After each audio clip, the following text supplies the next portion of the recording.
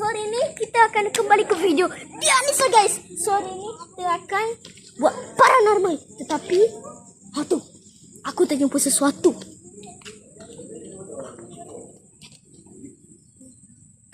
Kat sini kot aku rasa tadi.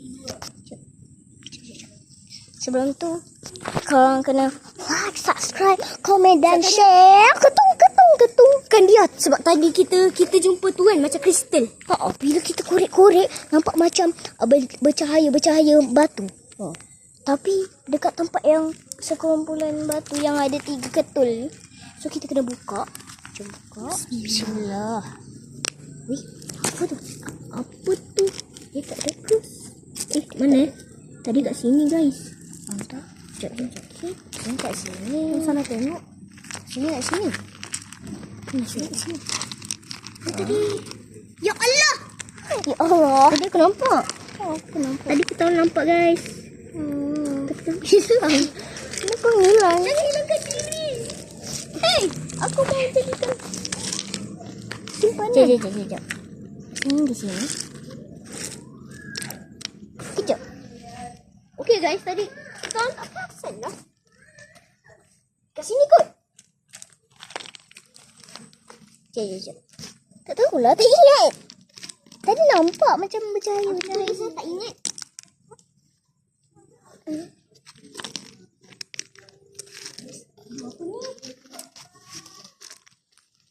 Saya aneh Walker. You mau ada apa?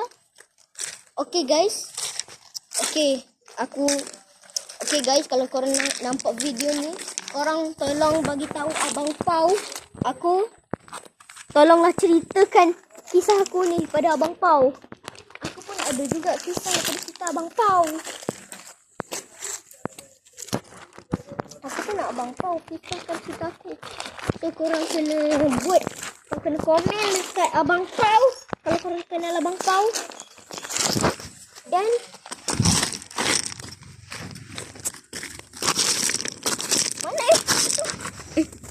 mana macam mak tunggu. Mana tadi? Macam mana? Pink. Tadi memang kita jumpa kereta warna pink. Kita cut video ni sekejap kerana terlalu lama guys. Aku dah jumpa dah. Kita balik batu ni. Okay ni guys. Kita dapat banyak. Ni lagi. Nampak. Ni satu. Ada satu. Keras. Ya, kita ada. Ini bukan main-main punya. Kau tengok kat tangan aku. Abang apa nak main dah. Dah malam dah sebenarnya guys. Sekarang dah pukul 7.55. Dia dekat dalam lubang ni tadi. Kita terjumpa. Kita cari tadi tak ada tu. Ya, batu kristal dia. Ya, permata. Warna pink dengan saja kita. Sebab tadi kita orang baru balik pesta tau.